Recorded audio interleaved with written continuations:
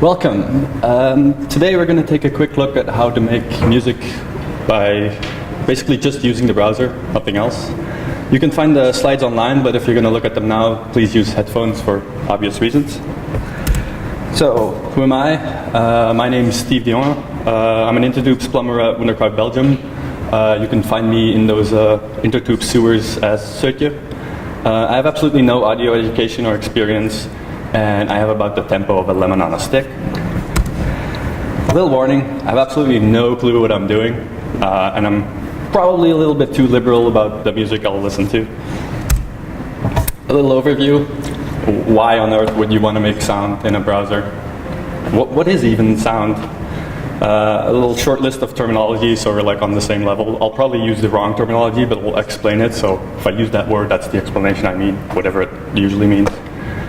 Then we're going to dive into some boring history about audio synthesis. Then we're going to do some web audio basics to get a basic idea of how it works. We're going to look at how to do analysis of audio. Then we're going to dive into how ToneJS makes it all a lot easier. And then we're going to have some fun times. I'm probably going to race through most of this until we get to the fun times, just so the talk doesn't take 3 hours or something. So, why? Well, a great man once said, I'm going to do stupid stuff and still code. I believe that was Sam Boyer. Well, I would like to take it one step further and say, I'm going to do stupid stuff in code. But really, why? I mean, it's JavaScript. You really have to ask why. It's the wrong question. But in seriousness, audio synthesis hardware and software has been like pretty expensive and bulky to carry around historically. Lossless formats are pretty huge, so they're also not very portable. But we all use a browser, and having music defined in plaintext makes it really easy to pass it around and stuff like that. Also, the browser has like a ton of APIs available to you. You can hook into the webcam, detect the face, and use that to drive your audio or something like that. So we can just tie these all together and make amazing stuff. But yeah, mostly just because we can. So what is sound? Well, according to the American National Standards Institute, it's an oscillation in pressure, stress, particle displacement, particle velocity, etc. propagated in a medium with internal forces, elastic or vicious, or the superposition of such propagated oscillation. If that doesn't mean anything to you, then you're not alone. That doesn't mean anything to me either. But basically, it's just like areas of high pressure and low pressure in the air that like ripple out like when you throw a rock in a pond or whatever. So it's basically just something that goes up and down from a default value. The length between two ups is what's generally referred to as the wavelength, and how much up and down it goes is generally referred to as the amplitude. The longer your wavelength, the lower your frequency, and the lower your pitch. The higher your amplitude, the higher the power, and the higher the volume. So, some quick terminology so we're on the same page. Basically, an oscillator is a thing that spits out a value between -1 and 1, going up and down at a certain frequency, amplitude, and has a certain shape. The shape will become more clear later on. What do I mean by a modulator? Basically a thing that modulates one of those values, adding a delay on them, distorting them, or whatever. A filter is sort of a modulator. It's just something that limits the range of those values. A sequencer is something that steps through a list at a given rate. And an envelope is something that determines what happens when you would strike the key of an instrument, like how the tone goes up is sustained and decays. So, some boring incomplete history time. This is going to go real fast. So, at first in 1897 there was a teleharmonium. It was considered the first synthetic instrument. It was pretty much the size of a room. It weighed 200 tons, not what I would call portable. Then there was good old theremin. Oh, that's loud. So it's basically an instrument that you control without touching it. The presence of your hands creates a distortion in the field that's emitted by an antenna. One antenna controls the pitch, one controls the volume. These are still used today by like hipsters.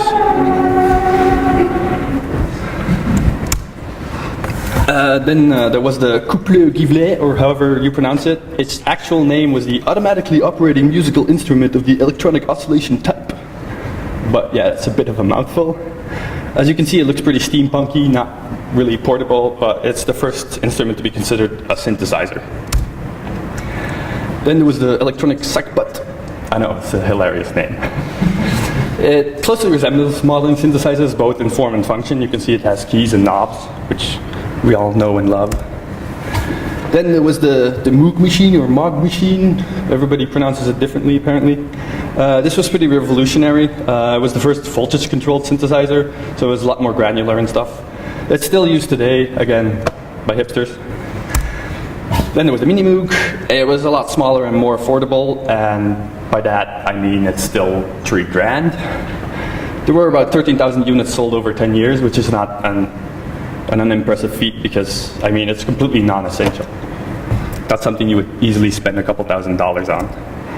Then they made the PolyMoog, which is just a polyphonic version of the Moog, and it also featured velocity-sensitive keys, so the machine knew how hard you were hitting it. I added this one. It's not really a synthesizer, but it's pretty iconic. Still used today by people like Kanye West, so it's not just hipsters. Okay, on to some web audio API basics. So, you make a context. Within that context, you make a source. Within that context, you make some effects. You connect the source to the effects, and you connect the effects to the output. And you're done. You got yourself some music. Sounds easy, right? Well, it is. So, according to the Mozilla Developer Network, the audio context is an interface that represents an audio processing graph built from audio modules linked together, each represented by an audio node. An audio context controls both the creation of the nodes it contains and the execution of the audio processing or decoding. Yeah, that doesn't really mean much now, does it? Basically, everything happens within the context, and everything is an audio node. You can connect audio nodes together, and the processing all happens within the context. You can create multiple contexts, but you cannot share stuff between contexts. And you can only create up to 6, I think, but usually you only need 1. How do you make a context? Well, you just make a new context. That easy. You can feature test for it by like checking for window.audio context. And some browsers need like a prefix, Safari. So how do you make sources and effects? Well, you just ask the context, make me an oscillator. You ask the context, make me a gain node. In this case, a gain node is technically an effect, but it will just control the volume. You set the type of your oscillator. The sine wave is the default. The frequency I'm setting is the default. You connect your oscillator to your gain node, which is going to control our volume, and then you connect your gain node to the destination, which is our speakers. Then you start your oscillator, and when you don't want to hear it anymore, you stop the oscillator, and don't forget to disconnect your oscillator, because if you keep making more, you got yourself a memory leak. How does that sound? Well, it's not very pleasant, so I'm going to turn down the volume. So that's a pure sine wave. Lower frequencies are generally more pleasant. There's other types of waves, like the square wave. This is not very pleasant either. Yeah, you can see why it's called a square wave on the background. And there's the sawtooth wave and a triangle wave, which sounds sort of like a sine wave, but like a lot less smooth. This sounds a lot better, right? Okay. Moving on. How do you load samples? Well, it's kind of convoluted, but you just do like a regular AJAX request, but you have to like prepare a little buffer variable. So then you set up your AJAX request, but you set the response type to an array buffer, because that's what you're going to get. And then in the onload handler of the requests, you ask the context to decode some audio data. You pass it in the response, you pass it in a callback, which is going to get the buffer back, and then, then you stuff the buffer in your buffer variable you prepared, and you're done. Got yourself a sample. How do you play a buffer? Well, in this case, I made a function because I'm going to reuse it later, and it'll be a lot more clear to you guys. But basically, you create a buffer source in the context. You set the buffer of the buffer source to the buffer you want to play. You connect it to the destination or some effects or whatever, and then you start it. You don't have to pass the time, except, well, in some browsers, if you don't pass the time, it's like they think it happened in the past. Again, Safari. So then you run it through this function, and it'll play it. In this example, I set it to loop, but for the function I'm going to use later, I'm not going to loop it. So what did that sound like? Well, it sounds like the snare drum we loaded earlier. now it's just looping. There we go. How do you do timing? Well, there's two distinct ways of doing timing. One is like pre-scheduling everything, and another one is just running a loop on every time it should hit, if that makes sense. Well, this is the pre-scheduled way. So first we're going to have to do some math. We're going to grab the current time from the context, and we're going to add a little bit to it, because again, Safari is stupid. We're going to set our tempo in beats per minute, and then we're going to calculate how long an eighth of a note would take, which is basically just a minute divided by our beats per minute, and then divided by 2. Then we're going to run a little loop to pre-schedule 2 bars of our little beat.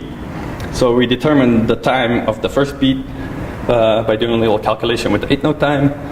Then we pre-schedule the toms to play on beats 1 and 5. By the way, these are just buffers I loaded earlier in the same way I showed you.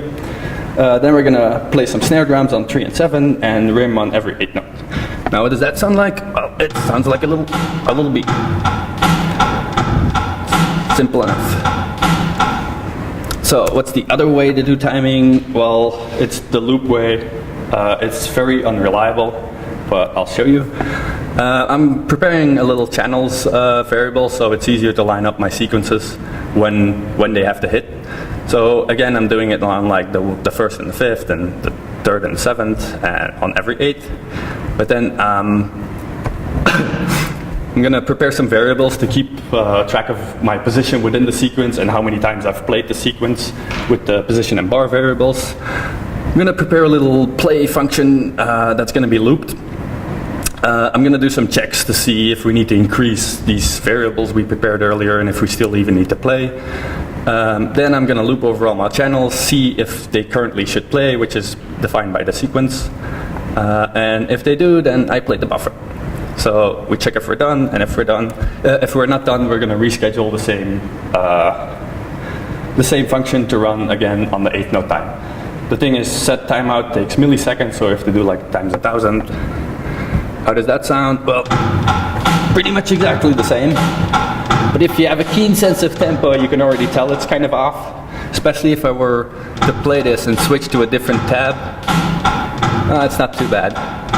But yeah, set timeout is very unreliable, especially if the tab is not focused. So you can't really use that for timing accurately. How do you record this mess? Because like we can't just keep generating it, right?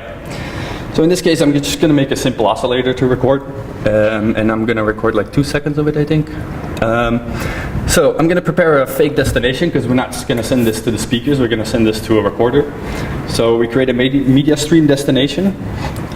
We create a new recorder, and we pipe in the stream of the media stream destination. Currently it's still empty because we just created it. We're going to prepare a little chunks array to fill.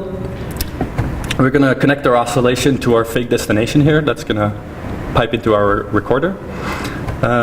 When our recorder gets data, we're going to push it in our little variable, our little chunks variable we prepared. And when our recorder is done, then we're going to take that chunks variable, stuff it in a new blob, tell the blob it's a WAV file. I'm going to grab some elements from the DOM to stuff it in. Then we're going to create a URL object from the blob, and then we're going to set that to a link and to the source of an audio element.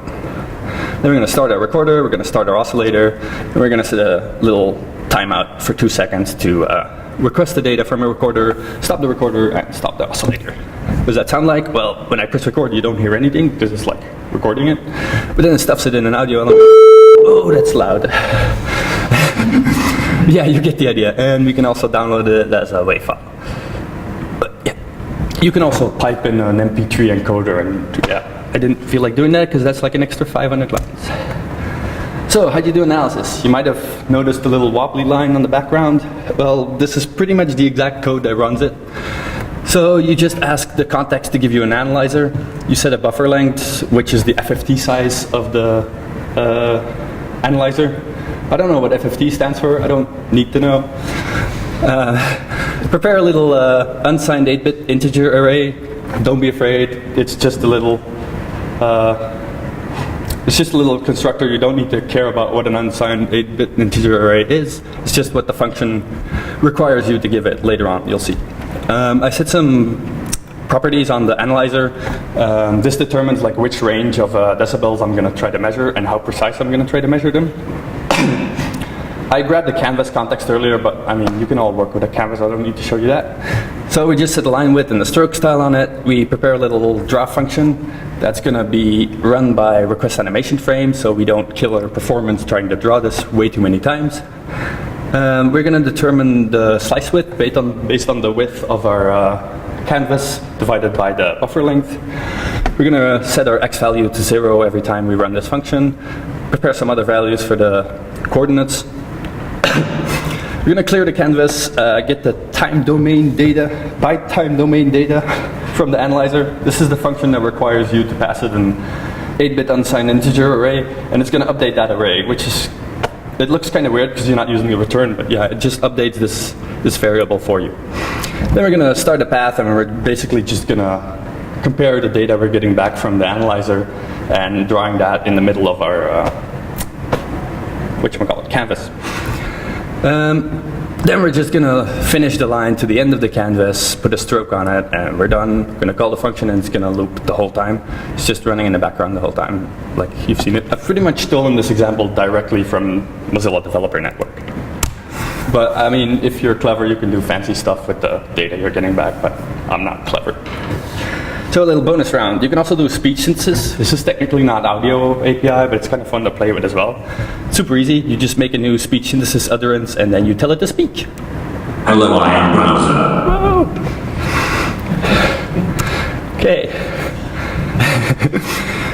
The thing is, operating systems provide a bunch of voices for these utterances to use. OS X comes with like a crap ton of them, but Chrome has like their own, and they're hilarious. Wait, let me find the Dutch one. And let me jank up the pitch, it's hilarious.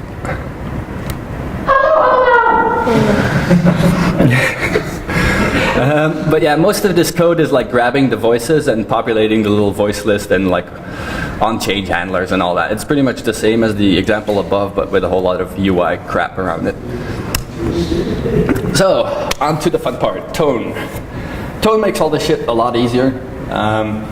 It'll give you a bunch of predefined instruments that are super easy to tweak. They have like default values you can play with. They still provide the same interface, so everything is an audio node, and every parameter of an audio node is also its own separate type, and you can use one audio node to drive the parameter of another audio node, but we'll get to that later. As far as I know, Tone.js was originally built so that you would be able to make something like Ableton, which is like professional audio production software, so you'd be able to make that in the browser. But nowadays, Ableton actually uses Tone.js to teach people how to make music. Like, look, they're loading like revision 9. They're up to revision 11 already. They're like behind.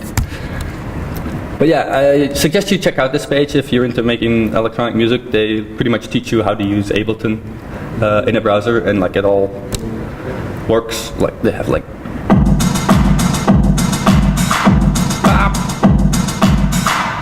yeah, you get the idea. It does a lot to help the issues with timing. It's automatically tempo relative, so if you change your BPM values, everything will still be sort of in sync, and like if something was an eighth note, it'll still be an eighth note on the new BPM. Does that make sense? It understands notations like 8n for like an eighth note, so you don't have to do all the crappy calculations yourself. It also knows pitch octave notation. If you've done anything with music, you're probably familiar with these. I'm not.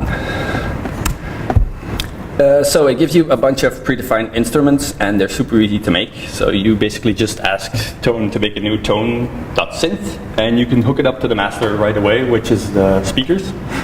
And then you just do the trigger attack release. You pass it a note or a frequency or whatever you fancy, and then you pass it a time. You can also use seconds or whatever, but these are a lot easier to use because it's probably what you want anyway. For the metal synth doesn't take a note. It only takes a time for how long it has to play. So how do these sound? Well, the regular synth sounds pretty boring. This one sounds a lot more interesting already. The mono synth is loud as fuck, so I'm gonna turn it down. The duo synth is like my favorite. Sounds really smooth. Already getting cracklies. The poly synth, the FM synth, and the membrane synth. The plug synth. Metal synth. You get the idea. There's a few more, but these are the most interesting. They also make sampling easier, so you just make a new sampler, you pass it in which node would correspond to which sample. You can pass in all the notes you want, but if you don't pass them all in, it'll auto pitch adjust for you. So if you play the sample at its the node I passed in, it sounds like the sample I gave it. If we tell it to pitch it down, it'll sound like down pitched or up pitched. You get the idea. So, instruments up close. This is the documentation of tone. It's very well put. Like, I learned a lot about music by just reading the documentation of this library. It shows you how the predefined instruments are built, and it gives you all the default values. And for pretty much all these values, you can plug in other oscillators and stuff. So you don't have to manually change the value, but you can have the value change over time along with everything else. So in this case, I've hooked up these little sliders to these values. So if I start playing, oh, that's crackly. Let's try that again. That's better. So I can change the values of them to like,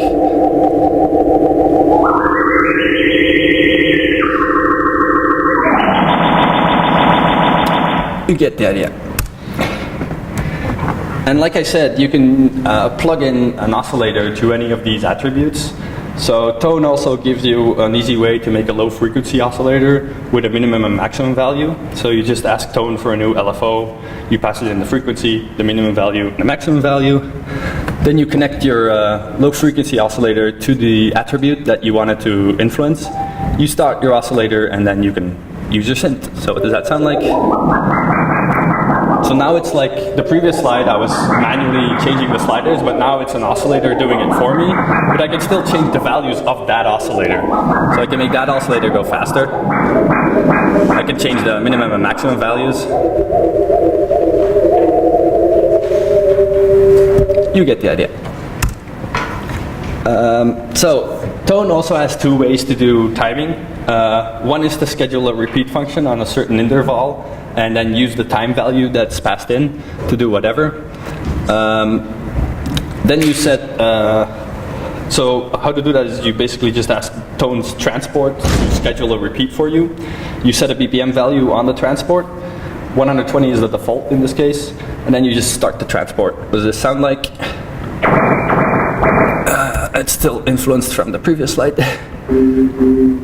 So if I then change my BPM, it'll automatically change all the values that need to be changed, like how much an eighth note is, how much a quarter note is, and it'll like keep up.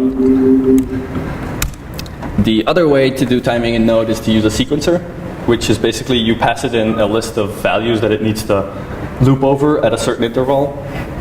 So in this case, we're preparing our little sequence array. We're making a loop by asking tone to make us a new sequencer. We pass it in a callback, which gets the time in the note, and then we just trigger a synth on the note that we passed in from sequence for about an eighth note. Then the second argument to tone the sequence is the actual sequence, and the third argument is the interval you want to play it at. In this case, it's a quarter note. So then we make the loop around twice. If you don't change this value, it'll just loop forever. We start the loop, we set our BPM, and we start the transport. So then if we change the BPM,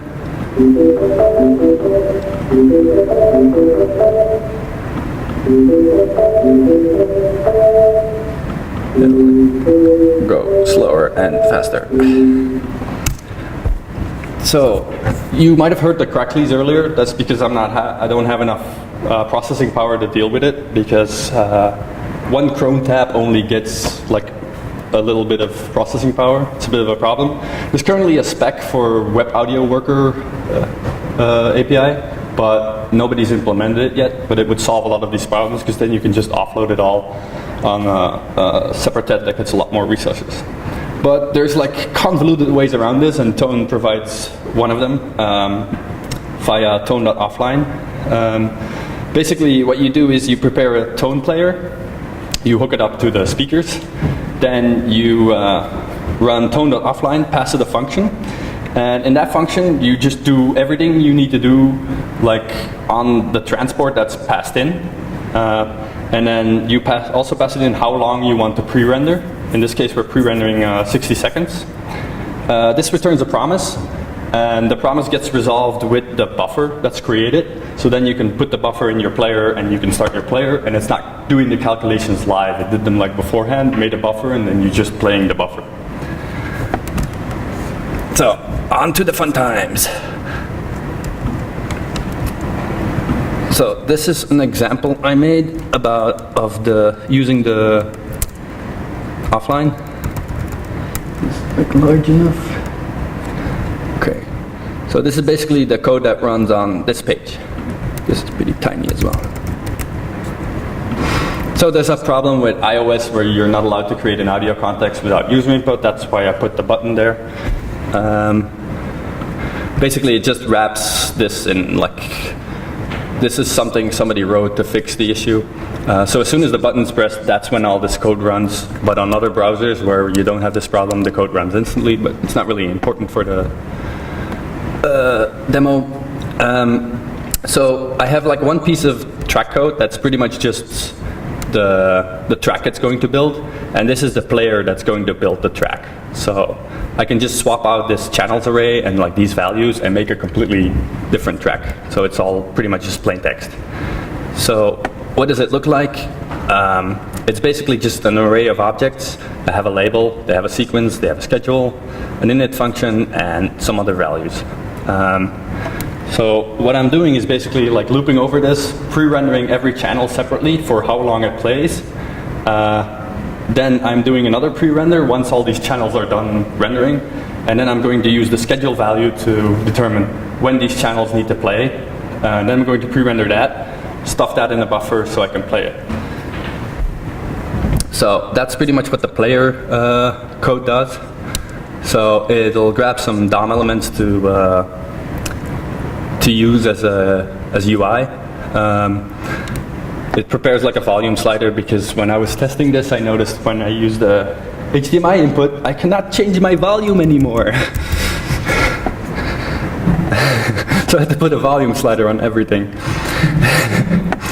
Okay, so there's a thing you can do in Tone, the latency hint, which is basically like if you want to play stuff live, you want it to keep tempo, and you would prefer cracklies over losing tempo. But if you're pre-rendering, the tempo doesn't matter because it'll do it a lot faster and it'll just put it in a buffer.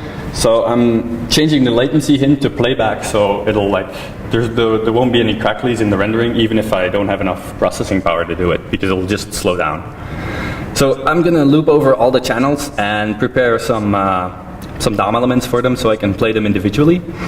They also get a player each, because these buttons basically just play only the channel.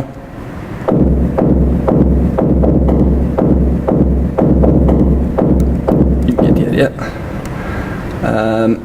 And every channel is determined by a sequence. So this is just a check, because like I said, the metal synth doesn't take a node, so I have to like sort of abstract it so I can use the same format for every one of them. So I'm just making a new sequence. I'm passing in the sequence of the channel in question, and I've also set the interval rate because some of them have to hit faster than others. The swing value I didn't explain. This basically, like if you have 4 or 8 notes, this basically moves the outer two closer together slightly. It makes it sound more natural. So then I'm just starting this transport, and this is all in a tone.offline. I'm pushing all of these in a promises array because, well, if you're familiar with promises, you can put them all in an array and then make a new promise when all of these are resolved. So I want all of my channels to pre-render, and once all of them are pre-rendered, then I'm going to pre-render the track. So I'm just stuffing them all into a promises array, which then here I'm going to make a new promise based on all of them. But once each one of these offline calls is done, I'm going to make a player for every channel, stuff the buffer in there, and remove the disabled attribute from the button so I can play the channel individually. So once all these promises are resolved, then I'm going to make a new offline call where I'm going to do the scheduling for all the channels and make the whole track. Yeah, and this is just like the button code. So up top, I've told it that the length of the entire track is 32 measures. So that's what it'll pre-render, and it'll just loop from there. So what does that sound like? Well, you heard the kick channel already. Hi-hats is just hi-hats. The synth is a synth, a second synth, a bass line, some congas. Ooh, that's loud. And clap. And second clap. So what does this sound like together? Oh, it's loud. Why is it going louder? It's supposed to go quieter. It's way too loud. You're gonna so annoy the people in the other. Let me try to fix this real quick. Where's my volume slider? Why are you being a bitch?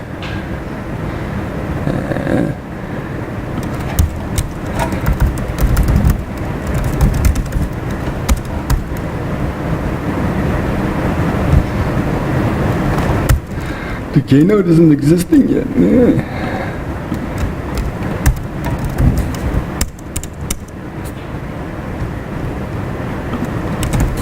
Oh, yeah, I can't spell.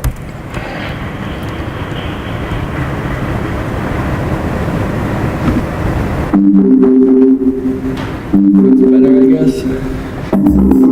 Still loud.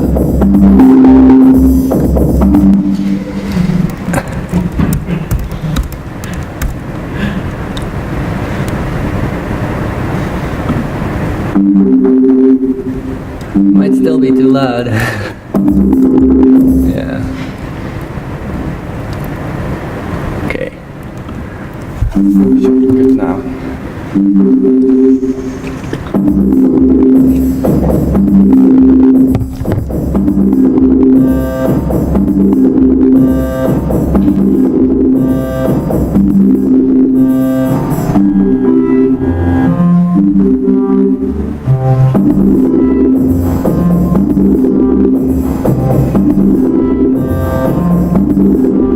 But yeah, this will pretty much just loop around the whole time. So yeah, basically what I do at work when I have to wait for a database import is like I'll change it a bit and I'll leave it running the whole time. If I have to wait again, I'll change it a bit. That was it. Any questions? I probably won't be able to answer them. You have too much time at work. Well, I always have to do these composer updates, config import, bullshit things that take forever. Yes. So the recorder, what does it actually do? Can you record voice with it? So your question is if you can record other things than you're synthesizing. Well, yeah, like an audio input is just a stream, and you can use any stream. The library to your microphone on your device. Yeah, sure. Something recorded. Yeah, but like you will get a prompt to use a microphone, but then you can do anything you want with that stream. But that's like a different API, but you could plug it into the web audio API and like deform it and whatever. There's people who made like a vocoder. It's like a thing to change your voice. It was used a lot in the 80s to make like robot voices live. People have made these in the browser as like a demo. There's like the Chrome audio API playground, or what's it called? Live typing. Is it this one? I don't know. Like there's a bunch of examples made by people and Chrome like listed all of them that all use the web audio API, but like they plug in other APIs like using the microphone input or using the camera or stuff like that. So that's the nice thing about having it in a browser, is that you have all these APIs around you that you can play with, not just this isolated. Any other questions?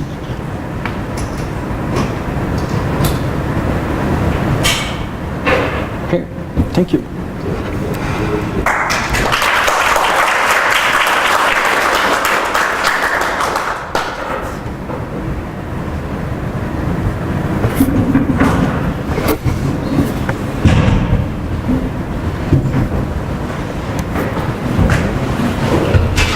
It's the button.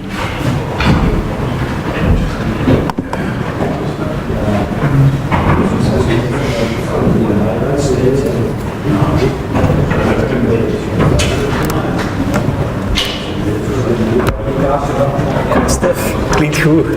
Klinkt like mijn Commodore 64 vroeger. Tuurlijk werkt die in een volume slider. Ja, en deze waren nog redelijk. Allee, ik heb de init-functies gezien, dat was nog redelijk simpel. Ja. Die THX-dingen, dat zijn 30 oscillators. Ja, ja. Ja. Ik vond het chic dat die ding nog gegenereerd werd. Ja, en dat was nogal lastig om die andere dingen, want ik heb dat filmpje er ook in moeten pluggen en zo. Ja, en dat van die THX, dat was in een compleet andere context gemaakt, dus dan moest ik dat zo. Viel eigenlijk niet mee. Deze is niet van u, deze dingen? Nee, hè? Nee, dus dat is niemand anders. En kunnen we goed binnen in tijd gebruiken? Ja, anders had ik wel gezegd anders. 10 minuten over? Ja, een kwartier over.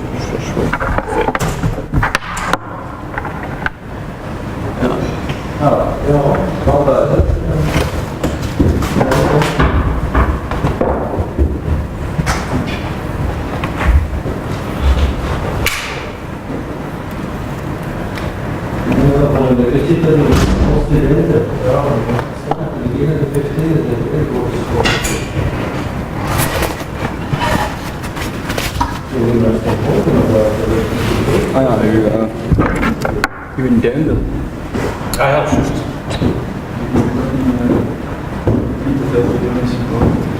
Onverwacht. Dat is gewoon mijn screen.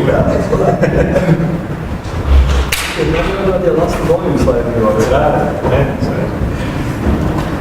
Maar dus, toen ik er straks testen, heb je dan ontdekt dat je een volume slider nodig had. Dat was me dat straks te testen. Ja.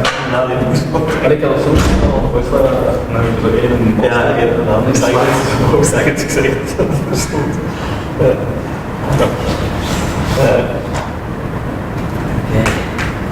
Zijn we er vanaf? Ja, goed gedaan.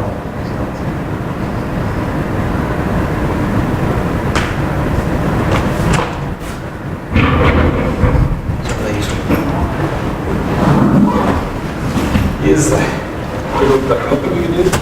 Ja, goed. Moet je dit nou meepakken? Ik zal het eruit halen.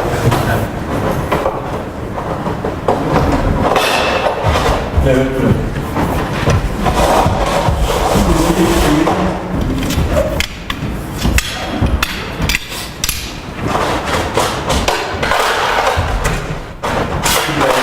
Meepakken met die boek.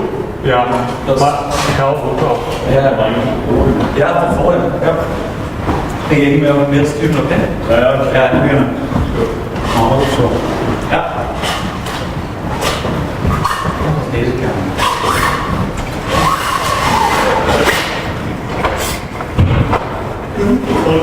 Yes.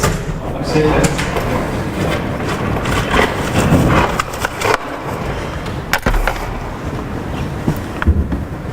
Die Mac-adapter, van wie is die? Dat weet ik niet. Dat was niet van Steve. Dus het gaat wel van iemand van ons zijn, denk ik. Ja, we zullen hem meepakken, hè. Ja. Want we hebben nogal iets. Op een top in de kuur om dat je op te zetten. Ook op dezelfde manier als in anderen eigenlijk. Aan de rechterkant. Als je zo gezegd in de hand hebt. Heb je het? Ah, dat. Die rode knop. Ja. Of